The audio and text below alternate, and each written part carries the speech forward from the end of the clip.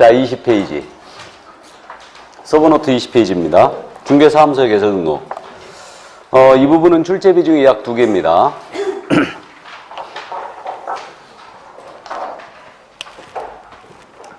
그래서 이제 중개사무소의 개설 등록인데요. 중개사무소를 여는 겁니다. 그러니까 여기는 이제 출제가 일단은 등록 기준, 중개사무소의 개설 등록 기준, 이게 있고요. 그 다음에 이제 등록의 절차가 있습니다. 당연히. 등록 절차가 있고, 그 다음에 등록 위반에 대한 사항이 있어요. 무등록 중개업, 이중등록, 이중소. 이런 문제가 있고요. 그 다음에 이제 결격사유가 하나가 있거든요. 그래서 결격사유는 무조건 출제합니다. 무조건 출제하고, 여기 등록의 기준, 등록의 위반, 등록 절차, 여기서 이제 하나 정도를 출제하는데, 여기서 포인트는 물론 등록 기준이에요. 그래서 이 부분하고 이 부분이 출제 타겟입니다.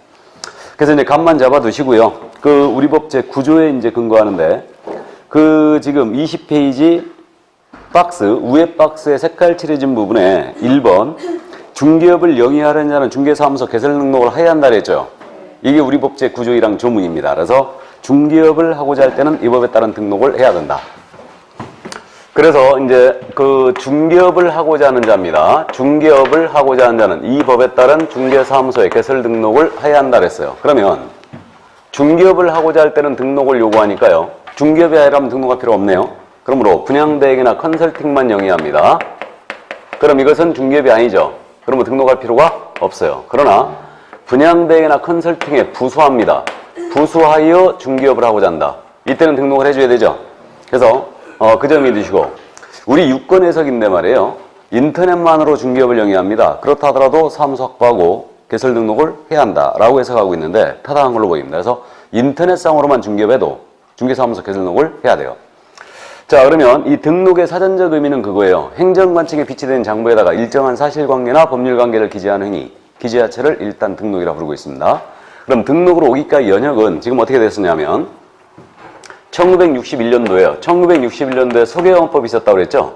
그래서 이 소개영업법 시절에는 중개업 진입제도가 신고제로 운영됐죠. 그래서 이때 당시에 신고하고 중개업 진입한 분들이 지금도 존재합니다. 이분들 우리는 중개인이라고 부른다고 그랬어요.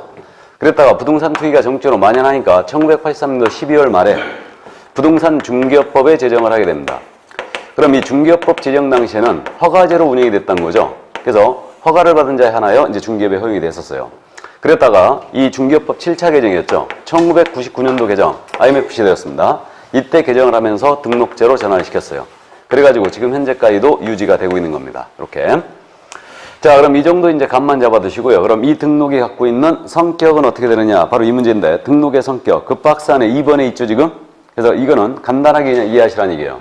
그래서 이 등록의 성격인데요. 일단 등록은 허가입니다. 그래서 영업 허가의 성격을 띠고 있는 거예요. 그러니까 실질은 이건 등록이라고 되어 있지만요. 이 행정법에서 허가라는 게 금지를 쫙 해놨다가 일정 요건을 갖췄잖아요. 그럼 풀어주는 거예요. 금지 해제를 허가라고 합니다. 그냥 쉽게 이해하시면 신고해야지만 중개받을 수 있었죠. 허가받아야 중개받을 수 있었어요. 등록해야지만 중개받을 수 있으니까 이거는 금지를 풀어주는 해제의 의미예요. 이것을 허가라 합니다. 허가가 행정법에서요. 명령적 행정위 중에 하나라는 거죠. 참고해 두시고, 이건 실질은 영업 허가다. 자, 그럼 이제 우리 등록은 그저 적법 요건에 불과합니다. 그럼 적법 요건이란 말은 효력 요건이 아니란 뜻이에요. 중개업을 영위하기 위해서는 등록을 하라고 그랬으니까 중개업을 영위하기 위한 적법 요건이에요. 그러면 등록을 이제 한 거예요. 그럼 이전에 중개업을 영위했다면 이건 무등록 중개업으로서 위법한 행위였죠. 근데 등록을 하고 중개업을 한 거예요. 근데 이제 이 등록이 적법해진 거죠. 그래서 위법했던 것을 적법한 것으로 바꿔주는 하나의 요건. 이것을 적법 요건이라고 부릅니다. 그래서 이제 효력 요건이 아니라는 걸 이해해 두시는데요. 실은 갑과 을 간의 거래를 등록하지 아니한 자가 소개했습니다. 그럼 등록하지 아니한 자가 소개했다 하여 이 계약이 무효가 되느냐? 계약은 그대로 유효하겠죠. 그래서 이 자는 적법 요건을 위반했기 때문에 결국 처벌만 받을 뿐이고요. 그 계약의 효력에는 전혀 영향이 없어요. 그대로 계약은 유효하게 됩니다.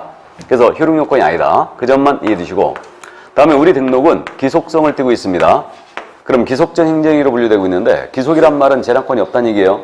그러니까 요건에 적합하다면 반드시 등록을 해줘야 되는데 이것을 기속이라 한다. 그 정도 감 잡고요. 이 허가제로 운영될 당시에는 웃기는 규정이 있었다고 그랬죠. 허가제로 운영될 당시에는 만약에 허가 신청 들어온 자를 쫙 봤더니 이 자가 부동산 투기 조장 우려가 있다. 그럼 허가를 해주지 않을 수 있었어요. 근데 지금은 그런 거 통한다, 안 통한다? 안 통합니다. 이것을 기속이라고 그래요. 기속. 그 다음에 등록은 양도, 상속, 대여 다 안 되겠죠? 당연히 등록은 일신 연속성이 있기 때문에 그래요. 그리고 주된 심사의 기준을 사람을 기준으로 합니다. 그러니까 대인성을 띠고 있다고 그래요. 그래서 등록은 일신 연속성이 있기 때문에 양도, 상속, 대여 전부 다 불가합니다. 자, 그럼 마지막으로 이제 우리 등록은 한번 해놓게 되면 등록은 계속된다. 이것을 뭐라고 그래요? 영속성. 등록의 영속성이라고 그래요. 그래서 등록은 갱신제도가 없기 때문에 한번 해놓게 되면 계속됩니다. 이게 등록의 영속성이라고 그래요. 이 중에서 건질 거는 이 정도뿐입니다. 우리 등록은 효용요건 아니에요. 이렇게 됩니다. 자, 그럼 그 정도만 감 잡고요. 그 다음 이제 중개사무소 개설등록 절차로 내려갑니다. 그럼 개설등록 절차에서 일단 이걸 나열을 지금 해보면요. 시간적 순서에 따라서 등록이 어떻게 진행되느냐. 먼저 등록 기준을 확보합니다. 그런 다음에 등록을 이제 신청을 할 거예요. 그럼 어디다 신청해야 될 것이며 서류는 뭘 내야 되느냐. 수수료 내느냐. 이런 문제가 있고 신청을 했어요. 그럼 이에 대해 검토하고 확인을 하죠. 요건에 적합했거든요. 그럼 등록을 통지해줘요. 등록 통지를 합니다. 근데 이때 등록증 주지 않아요. 등록만 통지하고요. 개업공사의 손해배상 책임을 보장하는 조치를 이행해야 돼요. 이게 뭐예요? 보증 설정. 그래서 보증을 설정할 신고 들어가면 요 사항을 확인하고 이제서야 등록증이 교부가 돼요. 그럼 증을 받았으므로 잘 보이는 곳에 걸어놓고 중개 업무를 시작하면 됩니다. 그래서 등록의 절차는 이렇게 이제 진행이 되고 있는데 우린 실무적으로 업무 개시한 다음에 20일 내에 세무서 다녀와야 되죠. 사업자 등록을 갔다 와야 되죠. 그래서 어쨌든 그건 이제 세법상 문제니까 우리는 업무 개시까지만 공부하는 겁니다. 그래서 요 순서대로 이제 보는 거예요. 자, 그래서 첫 번째가 이제 등록 기준이네요. 그래서 이제 등록 기준을 확보하라. 그럼 현재 등록을 할 수 있는 자는 개인과 법인으로 나눠볼 수 있거든요. 이때 이 개인의 등록 기준인데 개인을 우리 민법에서는 뭐라 불렀습니까? 자연인. 그래서 자연인의 등록 기준이에요. 자, 그럼 자연인은 어떤 기준을 확보해야 되느냐 바로 이 문제입니다. 먼저 자연인의 경우는 공인중개사 자격을 취득해야 되죠. 이게 가장 먼저 자격 취득할 것. 자, 그럼 이제 중개업을 영위할 수 있는 물적 설비 확보해야 돼요. 중개사무소를 확보할 것. 확보 계획으로 들어간다. 확보하는 거다. 확보하는 거예요. 이거는 그 점 이해하시고요. 그 다음에 교육받아야 되죠. 그래서 이거는 실무에 나가기 전에 받는 교육이다 해서 실무교육입니다. 실무교육을 먼저 이수를 해 주셔야 돼요. 다음에 등록을 못하는 사유입니다. 이 결격사유죠. 결격사유에 해당이 안 돼 있어야 됩니다. 여기까지. 이게 자연인의 등록 기준이에요. 별로 암기할 필요도 없는데 자격 취득과 관련해서는요. 주의할 점이 변호사입니다. 변호사 자격증 첨부하여 등록 신청했거든요. 등록돼요, 안 돼요? 안 된다. 그래서 이건 트러스트하고 다른 겁니다. 트러스트 사건은 지금 현재 이 안은 바로 변호사가 중개업을 할 수 있느냐의 문제고 변호사 자격증 가지고 등록을 들어갈 수 있느냐의 문제. 이건 별개의 문제죠. 그래서 이제 공사 자격증이 없다면 변호사일지라도 중개사무소 개설로 이거 변호사 자격증 갖고는 안 받아줍니다. 공사 자격증이 있어야 돼요. 그래서 변호사일지라도 등록 기준을 적용받는다. 맞아요? 적용받죠? 등록 기준 적용받는 거예요. 예, 국어도 잘해야 됩니다. 국어도. 자, 그 다음 이제 중개사무소 확보하시래요. 그럼 중개사무소에 대한 내용 다음 주에 공부하는데 중개사무소에 대한 기본 내용을 여기서 다 보고 갑니다. 자, 그럼 중개사무소 설치 기준은 어떻게 되어 있냐면 중개사무소 확보 기준은 건축물 대장에 기재된 건물이 확보해야 돼요. 그 다음에 소유전세 임대차, 사용대차 방법으로 등록 신청하는 자가 사용권이 있는 건물이어야 된다. 그래서 사용권이 있는 건물로서 건축물 대장에 기재된 건물을 확보할 것. 다만 건축물 대장 기재가 안 돼 있네요. 준공이나 사용검사가 된 건물이에요. 예외적으로 여기 설치할 수 있죠. 사무소로 쓰기에 적합하다면 설치할 수 있습니다. 요게 딱 설치 기준이에요. 그러니까 우리는 해석의 의존나 이걸 따져보는 건데 그러면 무허가 불법 건축물에는 설치할 수 없다는 결론이 나옵니다. 다음 면적을 제한하는 규정은 있어요, 없어요? 없다라는 거 잘 알고 있고 가설 건축물에 설치할 수 있어요, 없어요? 컨테이너 사무실 같은 가설 건축물 안 되는 거죠? 여기는 안 된다는 거. 자, 그 다음에 이제 이거 다른 사람 명의로 임대차 계약이 체결되어 있습니다. 여기에 설치할 수 있나요, 없나요?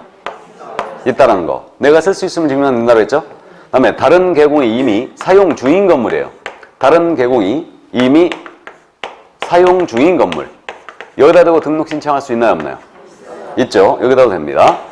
다만 업무정지 기간 중인 자와는 공동사용 불가합니다. 그죠? 이해두시고. 다음에 이제 건축법상 우리 중개사무소는 제1종, 제2종 근생에 설치할 수 있죠. 제1종이라든가 제2종에도 설치가 가능하다. 원래 제2종이었는데 이게 건축법이 개정되면서 1종에도 설치할 수 있어요. 그러니까 면적 기준에 따라 달라졌습니다. 그래서 일단 이 정도. 그 다음에 이제 해석상 일반 업무 시설에도 설치할 수 있어요. 이 정도. 자, 그럼 이 정도 이해해 두시고요. 이게 이제 사무 설치에 대한 기준이었습니다. 제1종, 제2종 근생에도 설치가 가능하다. 자, 그럼 이제 사무소에 대한 내용을 다 봤고요. 이제 실무교육 받으시랍니다. 그럼 이제 실무교육에 대한 내용도 우리가 다음에 공부하는데 여기서 실무교육 기본 내용 다 보고 갑니다. 그럼 이 실무교육에 대한 내용인데 실무교육은 일단 언제까지 받아야 되냐? 이거는 등록하기 전이죠. 등록 신청 전 언제까지 있어야 돼요? 등록 신청 전 1년 내에 있어야 됩니다. 그럼 실무교육에 대한 부분은 지금 현재 이 부분에서 자세히 설명이 안 돼 있고 이 실무교육은 뒤에 들어가 있죠 지금. 뒤에, 그러니까 뒤에 잠깐 처음 들으신 분은 뒤로 가보세요. 뒤로 어디로 가시냐면 교재 66쪽.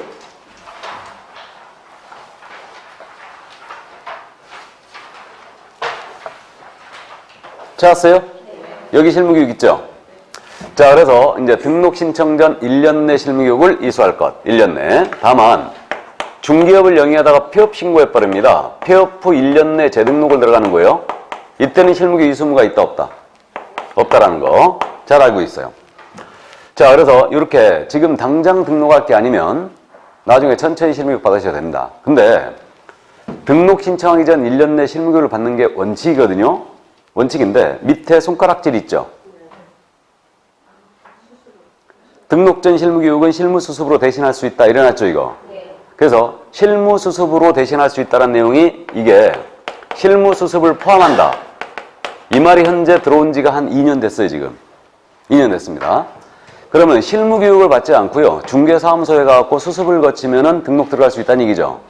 그러면 실무수습으로 대체할 수도 있다는 얘기인데 교육 대신 이거 실무수습을 어떻게 해야 되는지 시행령이 나와야 될 거 아니에요. 어디 가서 몇 개월 받아야 될 거며 어떻게 해야 될 건지 경력 조회는 어떻게 할 건지 이런 부분들이 나와야 되는데 이게 시행령이 아직 확정이 안 돼 있는 거예요. 그러니까 법에 실무수습을 포함한다는 말만 들어와 있다는 것만 이해해 주세요 그냥. 그래서 등록 신청 전 1년 내 실무교육을 이수하는 겁니다. 다만 이것은 실무수습을 포함합니다. 그래서 그렇게만 돼 있고 현재 시행령이 구체적으로 나오지 않았어요. 이거. 자, 그래서 그 정도 참고해 두시고 그 다음에 실무교육 실시 권한 누구한테 있습니까? 시도지사. 그럼 시도지사가 실시하는 실무교육을 이수하는 거예요. 근데 이거는 지금 현재 위탁 시행을 하고 있죠. 이 실무교육 위탁은 일단은 우리 협회가 위탁 시행 가능하죠. 그 다음 부동산 관련학과 설치된 대학이나 전문대학이 가능하죠. 또 공기업이라든가 준정부기관에서 위탁 시행이 가능합니다. 그래서 현재 여기 협회와 부동산 관련학과 개설된 대학에서 위탁 시행을 하고 있는 거예요. 지금 현재 이렇게 돼 있고 그 다음 이제 실무교육 내용은 법률 지식을 기르고 중개 및 경영 실무라든가 또는 직업 윤리를 내용으로 하고 있죠. 이게 실무교육의 내용이고 시간 기억해야 되죠. 실무교육 시간은 28315 기억했죠. 28시간 이상 32시간 이하로 한다. 현재 며칠 하고 있다고요? 4일. 그래서 하루는 온라인 교육, 3일은 집합교육을 하고 있습니다. 그래서 일단 이 정도 이게 바로 실무교육에 대한 내용이었어요. 이해만 해두시고요. 그러면요 등록을 신청하고자 하는 자는 공인중개사 협회가 실시하는 실무교육을 이수해야 한다. OX. X. 협회가 틀렸죠? 시도지사가 실시하는 실무교육을 이수해야 한다. 이렇게 나와야 됩니다. 기본적으로 이해를 해두시고요. 이거.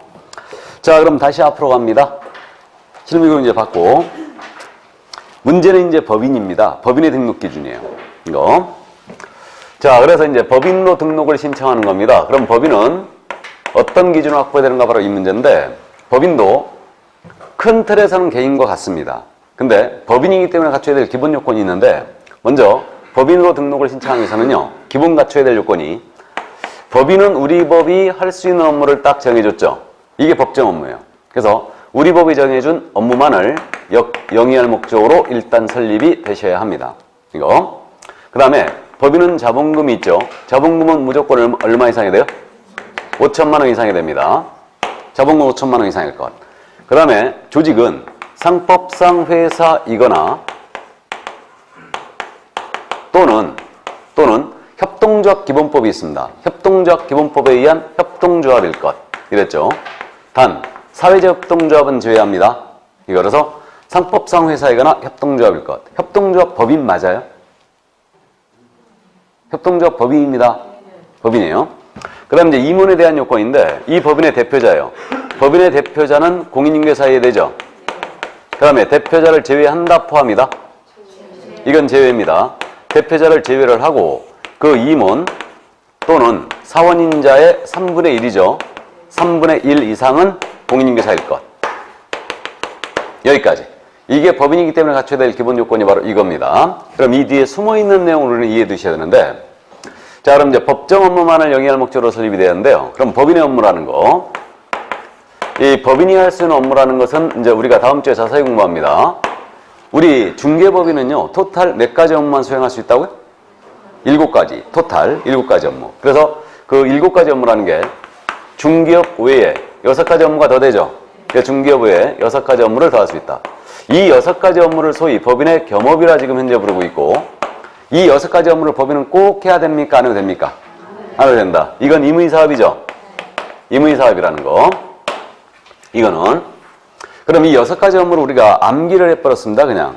그럼 이 6가지 업무에 대한 내용은 지금 현재 교재 어디 있느냐? 뒤로 가면 있죠. 뒤에 교재 37쪽.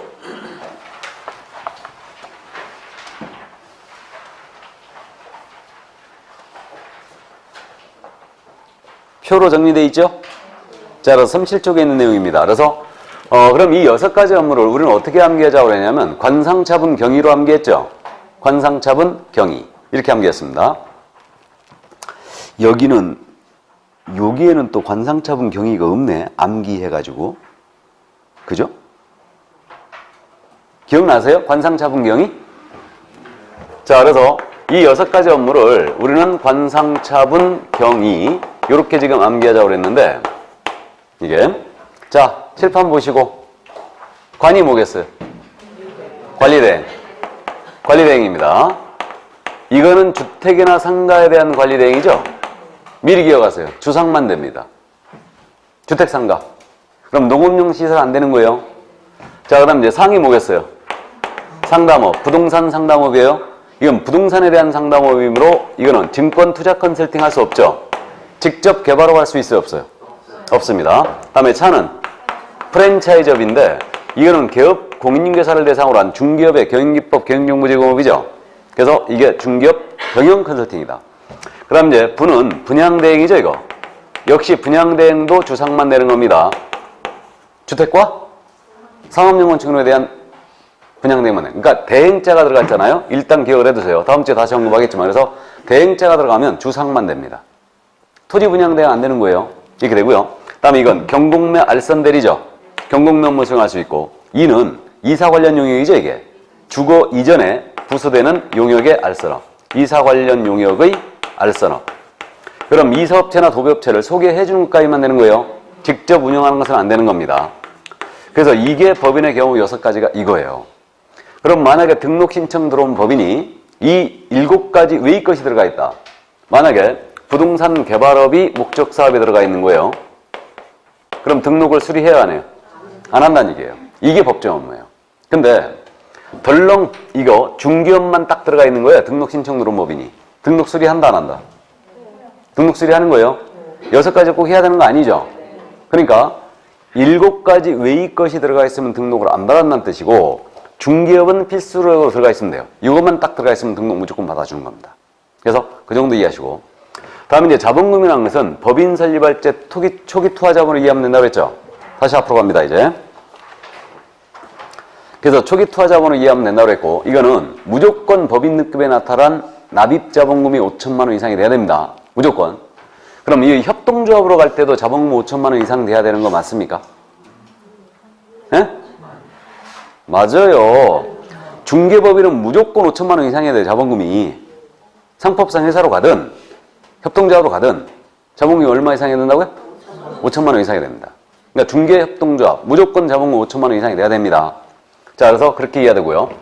그 다음 이제 상법상 회사이거나 협동조합 기본법에 의한 협동조합일 것 이랬어요. 그럼 상법상 회사. 우리 상법의 기준을 봤더니 상법상 회사의 종류가 몇 가지가 있더라고요? 5가지가 있더라. 그래서 주식회사가 있죠. 그 다음에 유한회사가 있고 유한책임회사가 있죠. 유한책임회사가 있고 다음에 합자회사가 있고 한명회사가 있어요. 이게 상법상 회사의 종류 5가지가 바로 이것입니다. 그럼 회사에 깊이 있는 제도 이거에 대한 이해는 필요가 없습니다. 그래서 상법상 회사 형태로 가는 경우는 상법상 주식회사이어야 한다라고 하면 틀린 거예요. 주식회사를 안 가고 유한이나 유한책임으로 가도 되죠. 그러니까 상법상 회사인 경우는 상법상 주식회사이어야 한다고 하면 틀린 겁니다. 일단 그 점을 주의해 주시고 그럼 이제 회사 제도에 대해서 가볍게 말씀드리면 주식회사는 주주들로 구성된 회사라고 그랬죠. 그 다음에 유한회사와 유한책임회사는 유한책임사원들로 구성된 회사다. 그럼 유한책임사원이라는 표현이 등장했는데 이 사원이라는 표현은 법에서 이거 직원이에요? 투자자예요? 투자자. 출자자를 얘기합니다. 직원을 얘기하는 게 절대 아니에요. 그래서 투자자인 자를 얘기한다. 그럼 주주도 투자자 아니에요 지금. 맞죠? 그럼 투자자인 자가 유한책임을 진다는 뜻은 무슨 뜻이냐? 자신이 투자한 금액을 한도로 회사 채무에 대한 책임을 지는 거예요. 개인재산 갖고 회사 채무 책임 안 진다는 얘기죠. 이게 유한책임이에요. 그래서 이 들로 구성된 회사가 바로 유한회사, 유한책임회사인데 주식회사 주주도 성격상 유한책임사원이 맞죠? 야도. 그래서 이제 성격이 비슷해요. 주식회사, 유한회사. 상법은 그랬다고 그랬어요. 주식회사는 당초에 대규모를 예상했던 거고 유한회사는 소규모를 예상했다고 그랬어요. 그 다음에 유한책임회사는 가족들끼리 조그만 회사 운영한다. 그럼 이걸로 가라고 그랬죠, 이거? 그래서 이제 이게 도입이 된 거예요. 이렇게. 세 회사는 비슷합니다. 상법상 규제가 주식회사가 가장 심하죠. 주주들의 이익을 위해서. 이게. 그 다음에 여기 한명회사는 또 거꾸로 유한책임사원이 아니고 무한책임사원이 있죠. 무한책임사원들로 구성된 회사다. 한명회사는. 그러면 무한책임사원. 사원이란 표현은 투자자로 있고 무한책임을 진다는 얘기는 투자한 금액뿐만 아니고 회사 채무에 대하여 개인재산 가지고 끝까지 책임을 지는 거죠. 이들로 구성된 회사가 한명회사다. 그래서 저는 실제로 본 적은 없고 이게 일부 회사가 근데 있다고 그랬죠. 농기회사라든가 수산업회사 같은 게 있다고 그랬어요. 그 다음 합자회사는 합작된 회사라고 그랬어요. 누가 합작된 거냐? 유한책임사원과 무한책임사원이 합작된 거다. 이게 바로 합자회사였어요. 이게. 그래서 일단 여기까지. 요게 바로 이제 요거는 물적회사라고 그러고요. 요거는 인적회사라는데 몰라도 돼요. 그냥 몰라도 되고. 그 다음 이제 협동조합입니다. 협동조합 기본법에 따른 협동조합이 들어왔는데 우리가 알고 있는 농업협동조합, 수산협동조합, 축산협동조합 있죠? 그거는 여기에 포함되는 거 안 되는 거예요? 안 되는 겁니다. 특별법에 의해 만들어진 그러한 협동조합들은 아닙니다. 협동조합 기본법에 따른 협동조합이에요. 그래서 그 협동조합 설립은요. 협동조합 기본법에 따르면 조합은 5명만 있으면 돼요. 5명이고 시도의사에게 신고함으로써 설립이 됩니다. 그러니까 협동조합 법이 분명히 맞고요. 그래서 중개협동조합 탄생을 예고한 거예요. 그럼 협동조합은 여러분들이 상식적으로 그 조합원들의 복리 증진, 권익 향상을 위한 사업자단체를 말하죠. 이게 바로 협동조합이에요. 이게. 그래서 협동조합은 바로 그렇고요. 근데 이 협동조합으로 갈 수도 있거든요. 그래서 중개협동조합으로. 다만 이 협동조합 중에 사회적 협동조합은 제외합니다. 그럼 사회적 협동조합이 뭐라고 그러냐면 이거는 지역 주민들의 복리 증진이라든가 취약계층의 일자를 제공하는 협동조합을 얘기한다고 했죠. 이게 사회적 협동조합이에요. 그래서 제가 그 예를 든 게 그런 게 있었습니다. 사과 주산지다. 그럼 그 마을 주민들이 공동으로 사과를 생산하고 공동으로 판매하고 그런다고 그랬죠. 의료협동조합도 있어요. 이건 사회적 협동조합이다. 그래서 이거는 비영리법인이기 때문에 결국 중개사무소 등록이 안 돼요. 그래서 사회적 협동조합은 제외한다는 거. 그 점 이해해 두시고요. 그래서 협동조합으로 법인을 할 수도 있다. 그 정도 감 잡아 두시고요. 그럼 이제 임원에 대한 요건이거든요. 대표자는 공익유사야 됩니다. 대표자가 공사가 아니면 등록 안 받아줘요. 그럼 협동조합도 대표자가 공익유사야 되죠. 맞죠? 그렇게 되고요. 그 다음에 대표자를 제외한다고 그랬죠, 이거? 우리 이런 거 조심해야 됩니다. 포함 아니에요. 그 다음에 그 임원 또는 사원인자의 3분의 1 이상은 공유사야 되는데, 그럼 임원인자가 누구냐? 자, 임원. 여기 주식회사와 유한회사가 있습니다. 주식회사와 유한회사는 임원인자가, 이사는 당연히 임원 맞죠? 감사가 임원이다, 아니다? 감사도 임원이다. 유한책임회사는요, 누가 임원이냐 하면 업무집행자라고 있어요. 이사 대신 업무집행자를 둔다 그랬거든요. 그러니까 업무집행자가 임원이에요. 이렇게 됩니다. 그 다음에 여기 협동조합 있죠. 협동조합도 임원이 누구냐면 이 협동조합도 이사란 분이 계세요. 그 다음 감사란 분이 계십니다. 이분들이 임원이에요. 그럼 우리 법에서 얘기하는 이 임원이라는 자는 결국은 이사, 감사, 업무집행자를 말하는 거죠. 자, 그럼 우리 법에도 사원이라는 표현이 등장했는데 직원이 절대 아니죠. 그럼 직원이 아니고 이 사원이라는 자는 업무집행자, 이사와 동격인 자를 얘기할 거예요. 그래서 우리 상법의 규정을 보면 무한책임사원은 회사 업무집행의 권리와 의무가 있다 그랬어요. 그러니까 이사와 동격인 자가 무한책임사원이라는 얘기죠. 따라서 우리 법에서 얘기하는 이 사원이라는 표현은 합자나 한명회사의 무한책임사원들만을 얘기합니다. 그래서요, 이 합자회사 같은 경우에 유한책임사원이 있고 무한책임사원이 있지 않습니까? 여기 무한책임사원은요, 회사 업무집행의 권리와 의무가 있고요. 유한책임사원은 업무집행 권한이 없어요. 무한책임사원만이 업무집행 권한이 있습니다. 그래서 이자들은 이사와 동격인 자이기 때문에 이사들처럼 모두 법인등급에 등기돼, 다. 무한책임사원은. 자, 그러면 이제 임원이라는 자는 이사, 감사, 업무집행자를 얘기하고 그 다음에 사원이라는 표현은 무한책임사원을 얘기한다. 따라서 만약에 여기 유한회사로 중개법인 설립하잖아요. 그러면 이사, 감사의 3분의 1 이상이 공인인사해야 돼요. 대표자 빼고. 유한책임회사로 설립했잖아요. 그러면 대표자 빼고 업무집행자의 3분의 1 이상이 공인인사해야 됩니다. 합자회사로 설립했잖아요. 그럼 대표자 빼고요. 무한책임사원의 3분의 1 이상은 공인인사해야 됩니다. 이해되셔요? 그럼 이제 숫자 연습합니다. 3분의 1이에요, 이거. 그러면 대표자 빼고 임원이 3명이 있다. 최소한 공사 몇 명이 돼요? 1명은 있어야 되죠?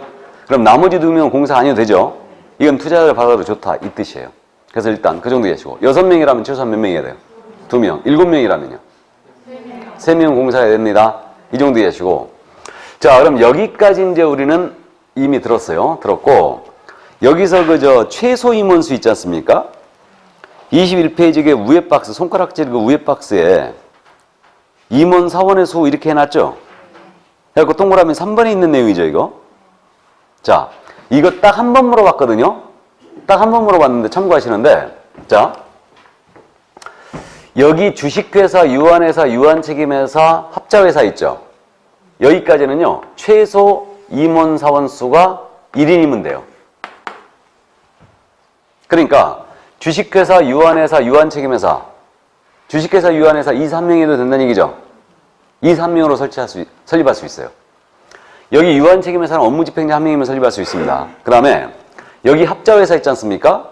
업무집행권에 무한책임사원한테 있다고 그랬죠. 무한책임사원은 최소한 1명은 있어야 돼요. 이거. 근데요, 한명회사는 무한책임사원들로 구성된 회사라고 되어 있죠. 그러니까 한명회사는 최소 요게 무한책임사원이 몇 명 있어야 되느냐? 2명은 있어야 돼요. 2명 있어야 됩니다. 여기 협동조합 있죠. 협동조합 기본법에 따른 협동조합은요. 이사, 감사가 임원이라고 하는데 이사는 최소한 3명이 있어야 됩니다. 그 다음에 감사가 1명이 있어야 되죠. 이렇게. 그럼 여기는 최소한 몇 명이 되는 거예요, 지금? 4명이 되는 겁니다. 복잡해졌죠, 지금? 복잡해졌는데 일단 우리가 실무적으로 가장 많은 형태가 뭐겠어요, 지금? 법인으로 갔을 때. 주식회사가 가장 많겠죠? 그럼 주식회사는요, 이걸 조금 더 이해해 두는데, 1인으로 설립하는 거 가능해요. 이사 1인. 이사 1명만 있어도 주식회사 설립이 가능합니다. 그럼 이사가 1명이면 그자가 대표이사가 되는 거죠? 그렇게 되는 건데, 그러면 이 주식회사인데요, 주식회사로서 만약에 자본금이 10억 이상이 됐잖아요? 10억 이상이 되면, 이때는 이사 3명에 감사 1명은 있어야 돼요. 그럼 자본금이 10억 이상이 돼버리면 최소 임원수가 몇 명 되는 거예요? 4명이 되는 겁니다. 근데요, 이걸 제가 상법에 있는 규정을 거꾸로 말씀드렸어요. 상법이 어떻게 되어 있냐면 주식회사는 이사 3인에 감사 1인은 있어야 한다. 이렇게 돼 있어요. 단 자본금이 10억 미만인 주식회사인 경우 이사 1인만으로 가능하다 이랬어요. 이걸 제가 거꾸로 말씀드린 거예요, 지금. 거꾸로. 우리 중개법인이 자본금이 10억 이상 되는 경우가 있을까요, 없을까요? 거의 없겠죠. 거의 없을 겁니다. 그러니까 1인으로 기억하자 이거예요. 주식회사 이사 1인만으로 설립 가능합니다. 단 규모가 커졌어요. 자본금이 10억 이상이 된다면 이사 3인의 감사 1인은 있어야 됩니다. 그럼 최소 4명이 되는 거죠? 이건 협동조합하고 똑같죠, 지금. 협동조합 똑같아요. 이렇게 되는데, 그래서 어쨌든 한 명 회사만 2인이고 주식회사 1인으로 가능하다. 여기까지만 이해해주세요. 그냥. 자, 그러면 여기까지. 그래서 임원에 대한 요건은 이제 다 봤고요. 이게. 그러면 넘어가 볼까요? 그럼 요건을 지금 다 갖췄는데, 여기 나머지 요건에서 법인의 나머지 요건은 그럼 다 똑같아요. 개인과. 법인도 그럼 건축물 대장 기재금 업무를 사무소 확보해야 되죠. 다만 건축물 대장 기재가 안 돼 있을지라도 사용검사, 준공검사가 된 건물에는 가능합니다. 그 다음에 실무교육 받아야 됩니다. 그럼 이거 법인은 실무교육을 지금 누가 받아야 됩니까? 임원사원 전체가 받아야 되죠. 대표자 포함하여 임원사원 전체가 받는 거예요, 이거. 이때 말이에요. 자격증이 있는 임원이 있고 없는 임원이 있죠. 자격증이 없는 임원도 실무교육 대상 맞죠? 임원 사원 타이틀 걸고 있으면 무조건 실무교육 받으셔야 됩니다. 이게 되고요. 그럼 진짜로 이해했나 한번 또 봐야죠. 합자회사예요. 유한책임사원이 있고 무한책임사원이 있다고 그랬는데 실무교육. 유한, 무한 다 받아야 된다. 아니, 무한만 받으면 된다. 실무교육. 유한, 무한 다 받아야 돼요. 무한만 받으면 돼요. 예? 무한만. 우리 법이 얘기하는 사원은 무한책임사원 얘기한다고 그랬죠. 그러니까 무한책임사원의 3분의 1 이상이 공인유사야 되고요. 이들은 전부 다 실무교육 대상이에요. 유한책임사원은 아닙니다. 감 잡았어요? 자, 그래서 그 정도 이해하시고. 그 다음 이제 결격사유에 해당하면 안 되는데, 결격사유에 해당하면 안 되는 게 법인 자체도 당연히 결격이 해당 안 돼 있어야 되고, 임원사원 중에 단 1인이라도 결격자가 있으면 등록 수리한다, 안 한다? 안 한다. 임원사원 전체가 결격에 해당이 안 돼 있어야 됩니다. 이게 법인의 등록 기준이었어요. 그러면 이거 출제를 한다면 법인이 할 얘기가 많죠, 지금. 그러니까 법인의 등록 기준이 중요하다는 얘기고, 이거는 매번 내신다 보시면 돼요, 그냥. 매번 낸다고 보시면 됩니다. 법인의 등록 기준. 자, 그럼 이 정도 이제 감을 잡아두시고, 이제 등록 신청으로 가볼까요? 22페이지.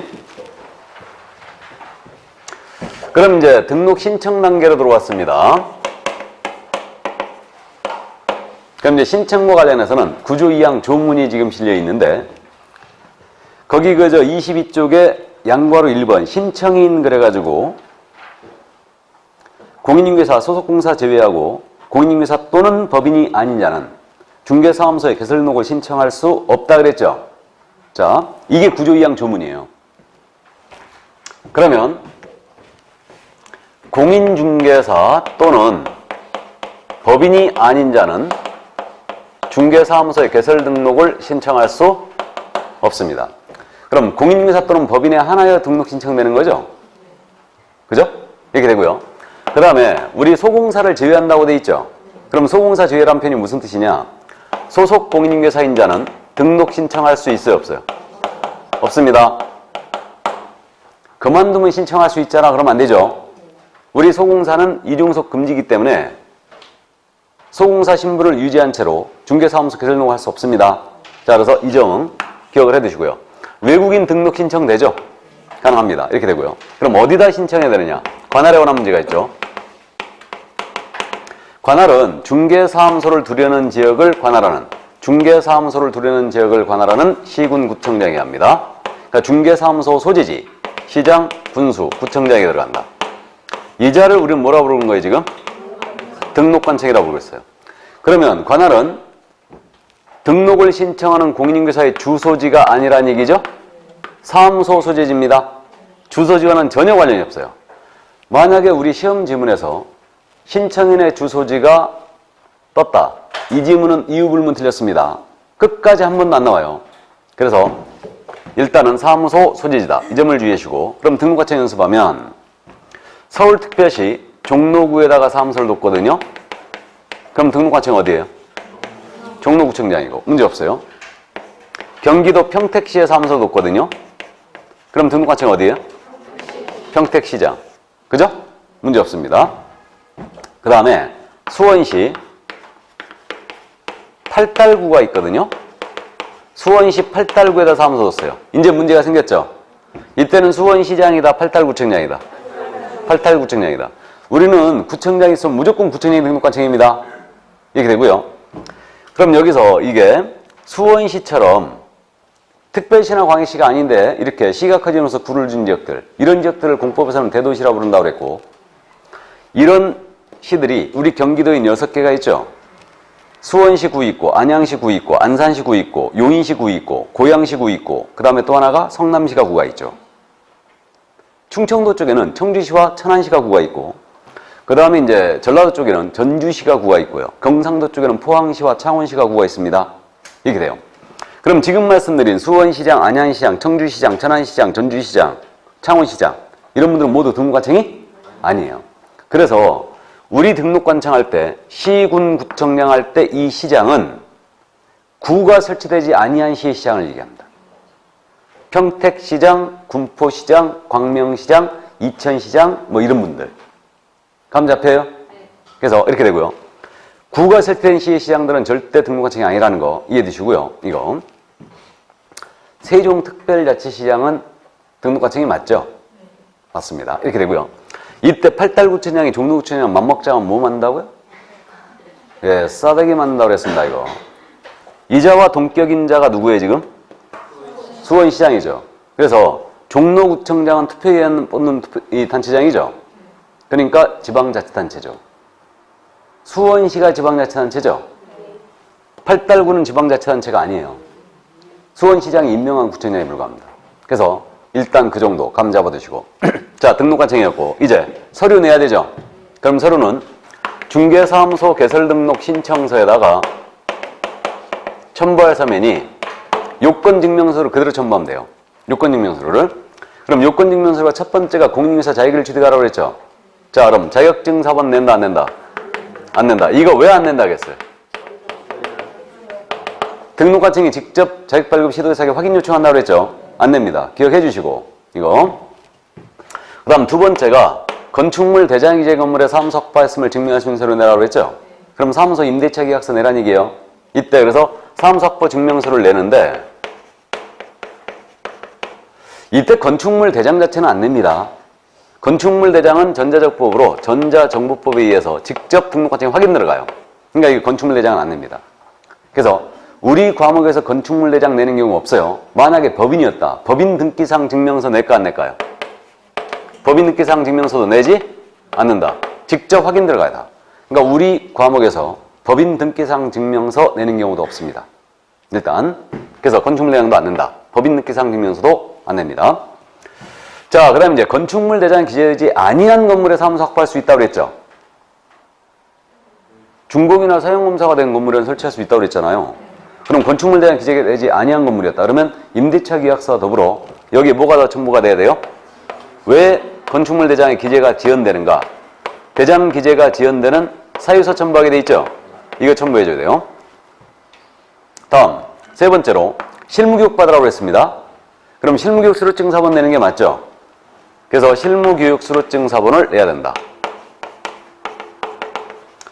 근데요, 이때 실무교육을 위탁받은 기관이 이 실무교육에 대해서 전자처리가 가능한 방법으로 확인하도록 전자적 방법으로 확인이 가능하도록 조치를 했다. 그럼 등록관청이 전자적 방법으로 확인했다. 그럼 이거 안 내도 되는 거죠? 그러니까 전자 확인이 가능한 경우는 제출하지 않습니다. 이거는 제출하지 않아요. 그래서 그 점 잊으시고 이번에 개정한 내용이 바로 이거였죠. 자, 그 다음에 이제 마지막으로 결격사유에 해당하지 않았다고 했어요. 그럼 결격사유에 해당하지 아니함을 증명한 서류. 이 서류는 대한민국 국민이에요. 우리 내국인의 경우는 내야 안 내요? 내국인은 내지 않는다. 내국인은 안 내는 이유가 결격에 해당한지 안 한지 이거는 전과사실 조회해야 하는 거예요. 그러니까 신혼주에 들어간다고 했어요. 다. 가족관계 등록지에다가. 가족관계 등록을 관장하는 시구 읍면장이 있죠. 그들에게 신혼주에 들어가니까 안 내는 겁니다. 근데 이거 신혼조회가 안 되는 자는 내야 되죠. 그 자가 누구? 외국인이에요. 그럼 외국인이 등록을 신청한다. 이 자는 본인이 직접 결격사유에 해당하지 아니함을 증명서를 내야 됩니다.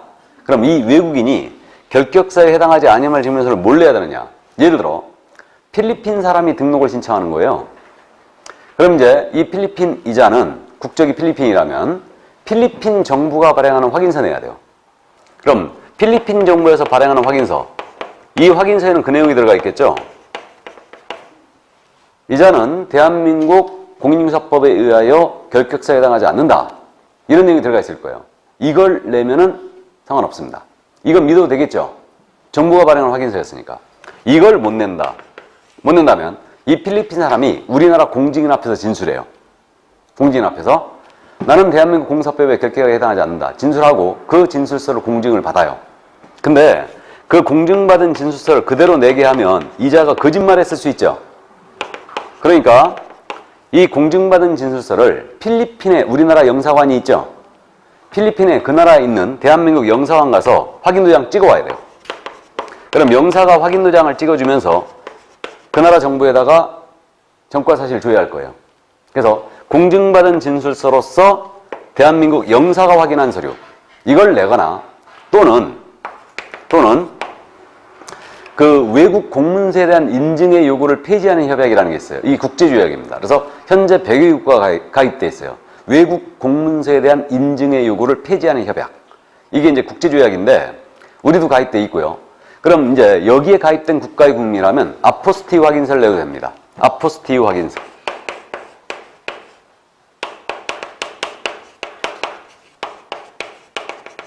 이걸 내야 되는데 이 아포스티유가 뭐냐면요.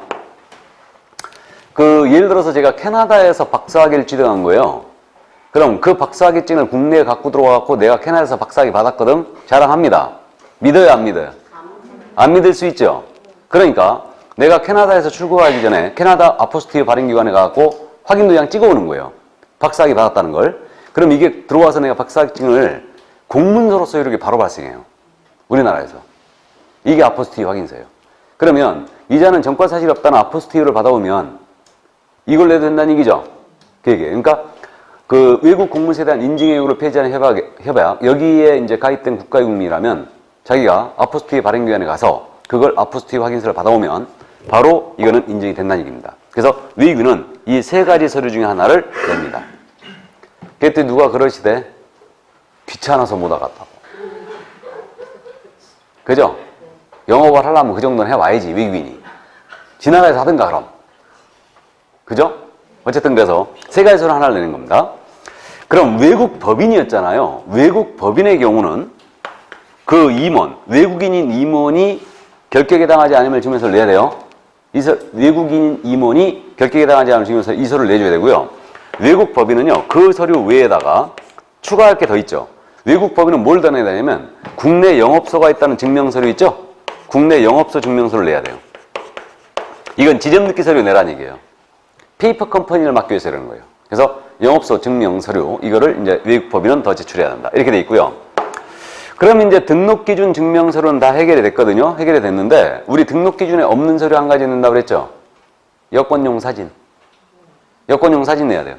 이 사진은 왜 낸다고요? 나중에 등록증에 붙여준다고 그랬죠. 그러니까 여권용 사진 한 장 내셔야 됩니다. 그래서 사진은 미리 찍어 두시는 게 좋다. 주름살 깊어지기 전에. 자, 그래서 이 정도 감 잡아 두시고요. 그래서 이게 이제 서류에 관련 내용이었고, 그 다음 등록 신청 수수료가 있지 않습니까? 이거 등록 신청할 때 수수료 내죠. 그럼 이제 수수료 내게 돼 있는데, 이게 중개사무소 등록 신청할 때 수수료 내게 돼 있는데, 이 수수료는 제가 지난주에 우리는 수수료가 모두 지방자치단체 조례가 정하는 수수료라고 했죠. 그럼 지자체라는 게 시도가 있고 시군구가 있잖아요. 그럼 등록 신청 수수료는 구체적으로 시군구 조례예요, 시도 조례예요? 시군구 조례가 될 거예요. 관할이 시군구청장이니까. 그러면 종로구에다 사무소를 뒀다. 그럼 종로구청장에게 등록 신청하죠. 이때 어디 조례? 종로구 조례에 따른 수를 내는 거예요. 여기는 지방자치단체가 맞으니까. 그럼 평택시에 사무소 뒀다. 그럼 평택시 조례겠네요. 평택시장에 등록 신청하면서. 근데 수원시 팔달구에 뒀다. 그럼 팔달구청장에게 등록 신청하는 거죠. 근데 지방자치단체가 팔달구라고 해요, 수원시라고요? 수원시요. 이때는 수원시 조례예요. 이해되시죠? 그러면 만약에 성남시 분당구에 사무소 뒀어요. 성남시 조례죠? 분당구청장이 등록관청 맞죠? 등록관청은 분당구청장이 맞는데 그때는 성남시가 지방자치단체니까 성남시 조례에 따른 수료예요. 됐습니까? 이 정도 감 잡아두시고. 자, 그러면 이제 다 봤습니다. 다 봤고요. 이제 참고 그래가지고 23쪽에 종별 변경이 떠 있죠? 자, 종별 변경은 시험에 안 내는 게 맞아요. 이런 건 폐지해버리는 게 맞다고 그랬어요. 저 개인적으로는. 종별 변경 할 일이 없거든. 이게. 뭐하러 규정을 두고 있는지 당최 모르겠는데. 그럼 등록 신청과 관련해서 종별 변경입니다. 종별 변경이란 말은 개업공사의 종류를 바꾸는 거죠. 이게 종별 변경이에요. 개업공사의 종류를 바꾸는 거다. 그럼 법인인 개업공사가 있고 공인중개사인 개업공사가 있고 중개인이 계십니다. 이 세 사람의 개업공사의 종별이 있는데 이들의 자리를 바꾸는 거예요. 공인인상 개업으로 등록했다가 법인의 대표자로 가십니다. 종별 변경이래요, 이거. 그 다음에 법인의 대표자께서 공인인상 개업으로 독립을 하십니다. 종별 변경이랍니다. 내가 보기에는 법적 관점에서 보면 이건 아닌 것 같은데 어쨌든 그렇답니다. 공인인상 개공이 중개인으로 가실 수 있나요, 없나요? 없어요. 더 이상 중개인 탄생 안 되죠? 근데 거꾸로 갈 수는 있어요. 공인인상 개공으로 중개인이 자기를 취득한 다음에 갈 수 있습니다. 중개인이 자기를 취득한 다음에 법인의 대표자로 갑니다. 가능하겠죠? 종별 변경이에요. 이때 종별 변경의 원칙이거든요. 그래서 개업공사가 종별을 달리하여 업무를 계속하고자 하는 때는 등록 신청서를 다시 제출해야 된다 그랬죠? 신규 등록하셔야 돼요. 등록 다시 해야 돼요. 그럼 이때 실무교육 다시 받을 필요가 있을까요, 없을까요? 없겠죠. 종전 등록증은 반납하는 거예요. 왜 그러냐면 등록증에 거기 종별란이 달라지거든요. 그러니까 등록증 반납하셔야 됩니다. 근데 신규 등록 방식이 아닌 유일한 예외 등록증 재교부 신청 방식에 의한 종별 변경이 있죠. 바로 이 케이스. 중개인이 공사자격을 취득했어요. 동일등록관청 내에서 공인인상 계획으로 업무를 계속하고자 한다. 이때 이거라면 등록증 재교부 신청으로 가능합니다. 그래서 평택시에 사무소를 두신 중개인이 자격을 취득했어요. 평택시 내에서 계속 공인인상 계획으로 업무를 하고자 한다. 그럼 평택시장에게 이거 등록증 재교부 신청하면 끝난다는 얘기죠? 그래서 등록증 재교부 신청하면 끝나요. 근데 이분이 나도 공인인계사야. 강남 불패라니 서울 강남구에 가서 업무를 계속하겠다. 공인인상 계획으로. 이때는 어떻게 하셔야 된다고요?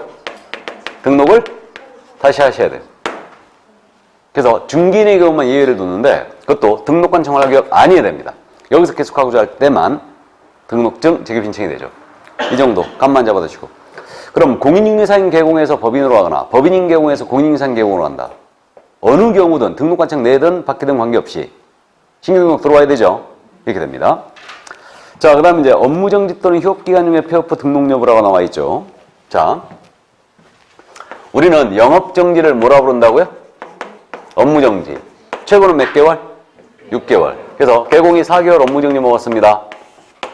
그래서 4개월 쉬게 됐어요. 4개월 쉬게 됐는데 업무정지 기간 중에도 사무소 유지해야 됩니다. 사무소는 기본 요건이기 때문에 꼭 유지해야 돼요. 업무정지 중이든 휴업기간 중이든 유지해야 됩니다.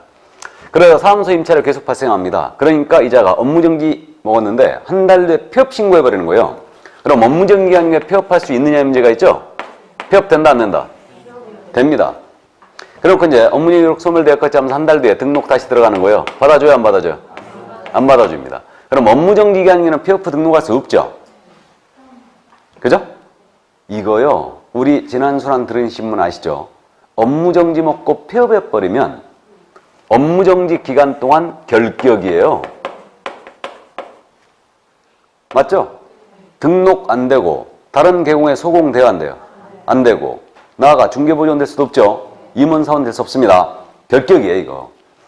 그 다음 이제 휴업입니다. 휴업은 중개사무소를 쉬는 건데 우리 개업공사가 4개월 쉬겠다고 휴업 신고했죠.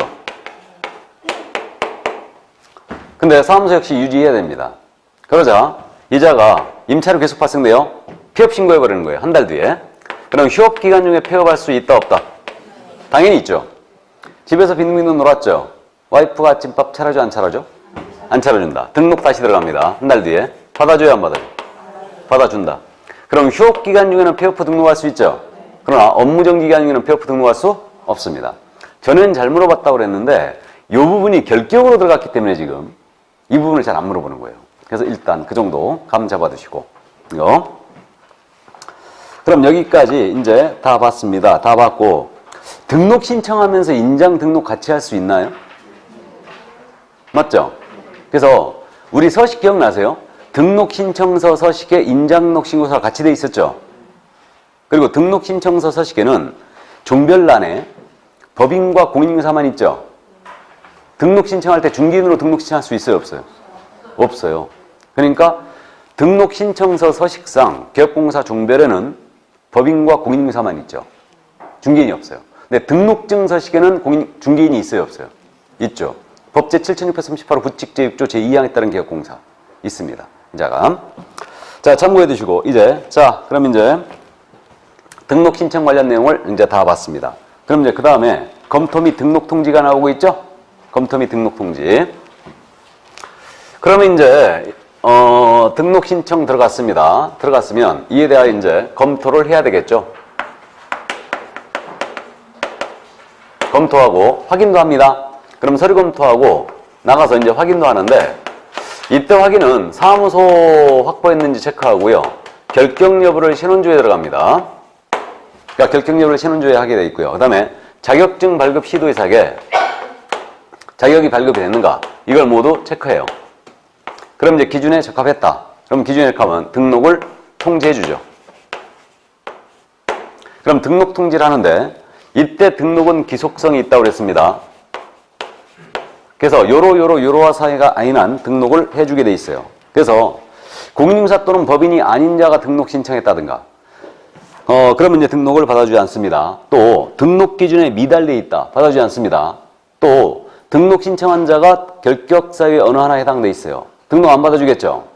기타 이 법 또는 다른 법에 따른 제한에 위반돼 있다. 그러면 등록을 수리하지 않습니다. 그래서 다른 법에 따른 제한에 위반돼 있다는 말은 대표적으로 세금 체납이 있다고 그랬죠. 등록 신청하는 자가 만약에 세금이 체납돼 있어요. 그러면 이때는 등록 수리하지 않습니다. 그래서요. 등록 신청 우리가 실무적으로 들어가면 지방세 완납증명 떼오라 간다니까요. 세무과 갖고 떼오라 해요. 지방세 완납증명을 이거를. 그래서 그런 게 있으면 등록 수리하지 않아요. 일단 그래서 그런 사유가 아닌 한 등록을 거부할 수 없다. 그러면 보증을 설정하지 않았다는 이유로 인장을 등록하지 않았다는 이유로 등록을 거부할 수 있다 없다? 없어요. 이런 이유로 등록을 거부할 수는 없습니다. 그래서 일단 그 정도 이해만 해두시고요. 그럼 이제 기준에 적합했다면 등록을 통지하는데 이거는 등록 신청한 날로부터 법인인 계공, 공인인상 계획으로 구분하여 등록을 하고 며칠 내에 서면 통지한다? 7일. 7일 내에 서면 통지한다. 7일이다. 이거. 그러면 우리 7일짜리가 인자야 전등소등인가요? 인자야 전등소등? 인자야 7일까지 전등을 소등해라. 인이 뭐라고? 인자냐 변경 등록 며칠? 7일. 자, 자격증 반납 7일. 볼 때마다 그거 보면 도움이 안 돼요. 칠판 보면서 기억을 살려야 돼요. 그냥 제가 계속 반복할 거니까. 그 다음에 전이 뭐겠어요? 전속계약. 전속시 정보 공개 며칠 내야 돼요? 7일. 그 다음에 등이 뭐겠어요? 이거죠 바로. 등록 통지 며칠? 7일이고 소는 뭐예요? 소집. 지난주에 했잖아요. 공인인사 정책심의위원회 회의 소집 통지. 회의 소집 며칠 내야 한다? 7일 전에 통지해줘야 돼요. 다음에 이거 등은 등록증 반납이겠죠? 등록증 반납 7일이에요. 인자의 전등소등 이렇게 됩니다. 자, 그럼 7일 내 서면으로 통지하게 돼 있어요. 구분 등록을 하고 법인인 계공, 공인인상 계획을 구분하여 등록하고 서면 통지한다. 그러면 등록 통지가 되면 이 효과가 개설 등록이 되는 거라고 그랬죠? 등록이 된 겁니다. 이거. 그럼 이제 등록 통지했고 난 등록이라고 했습니다. 이때 개공이 된 거라고 그랬죠? 개공이 되신 거예요. 그럼 이제 그 다음 절차가 보증 설정으로 가는데 요건 좀 쉬었다 할까요? 예, 좀 쉬었다 하죠.